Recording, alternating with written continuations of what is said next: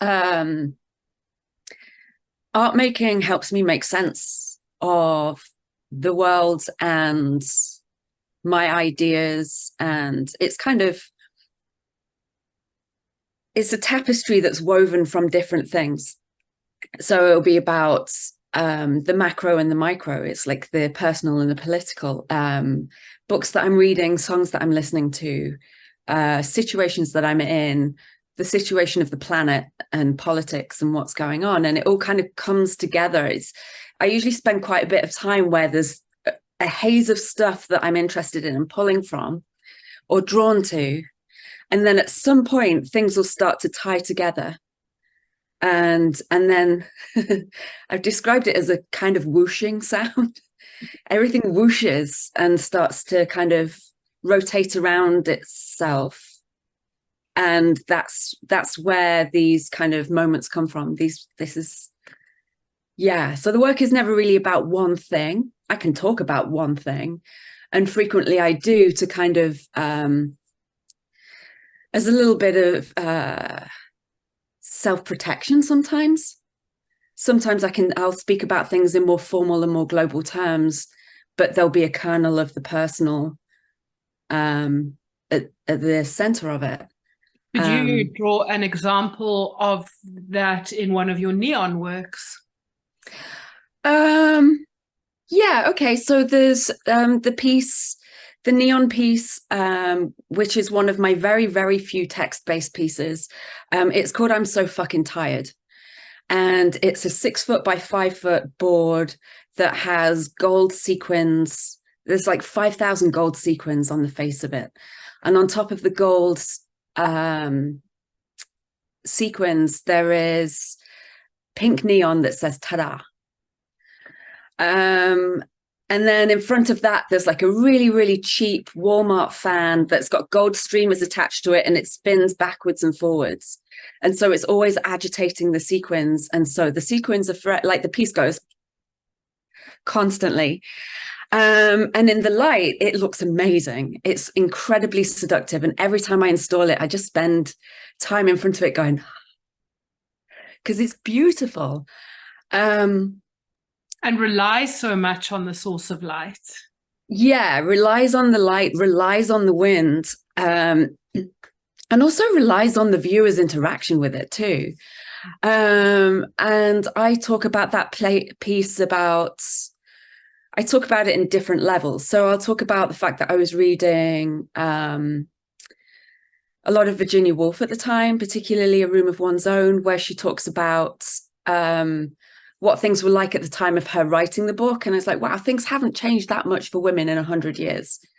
Like, we're allowed to go to the library now, but we still don't get equal pay for the same jobs as men. Like, we can put people on the moon, we can take day trippers outside of the planet, but still in the United States, women don't have autonomy over their own bodies. And it's exhausting.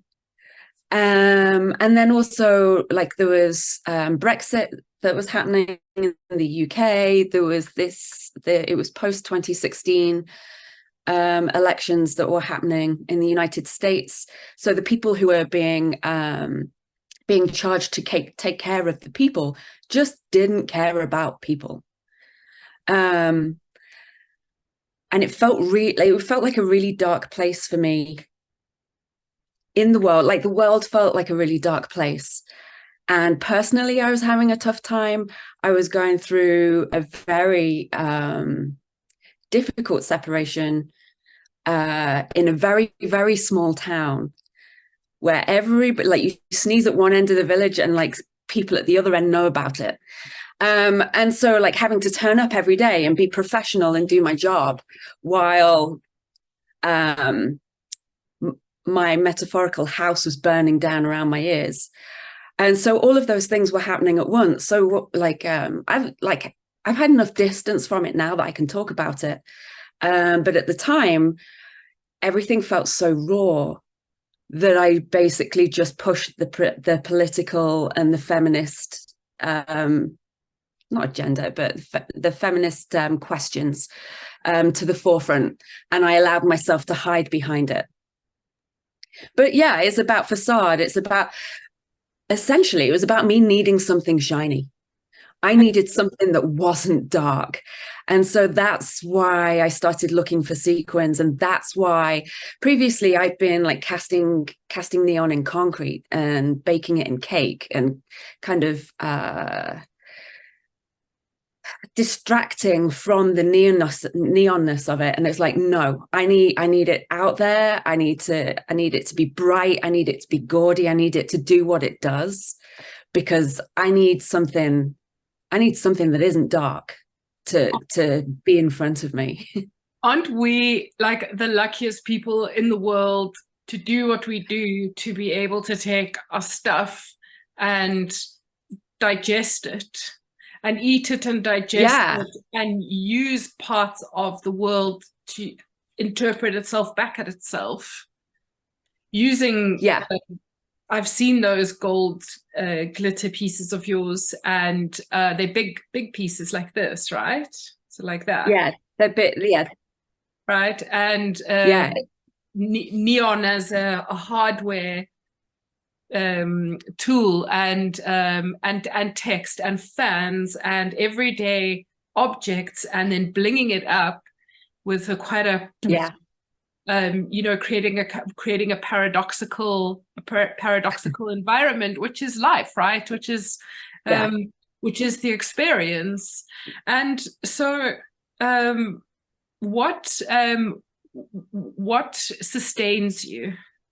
What sustains your career? Because you've had a long career. You've been working for years, and you continue to exhibit in the world.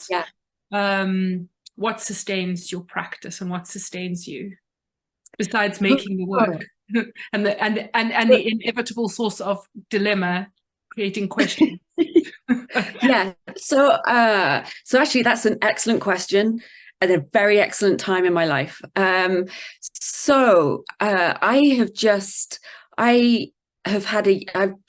coming to the end of a year-long sabbatical. So I've been teaching at Alfred for 10 years, and I love teaching. Academia, I have a bit of a love-hate relationship with. It's a challenging place to be. It's a challenging place to be. It's been particularly rough through COVID and post-COVID. And that was incredibly draining. And I hadn't realized how draining until, I don't know, 6 weeks into my sabbatical, where I was like, why do I have no ideas? Why can't I do the thing that I do? Because I'm going to galleries, I'm like nourishing myself by looking at other art, I'm reading, I'm eating beautiful cakes, I'm spending time with amazing people with great ideas, and I've got nothing. I've got absolutely nothing. And so this last year, I've been looking at what it means to sustain my artistic practice, which is basically the core of who I am. Like my art, I am an artist, and I also teach. So kind of reconciling that has been it's been really interesting, kind of working out what I need to do to be able to continue to make art, which is crucial to, I think, my well-being, and also continue to be able to turn up for my job. And so I think for me, how I sustain this is living a full life. My work is about life and about living and about pleasure and about pain and about just the experience of getting shit done, I guess. Yeah. And being connected to the world and to people.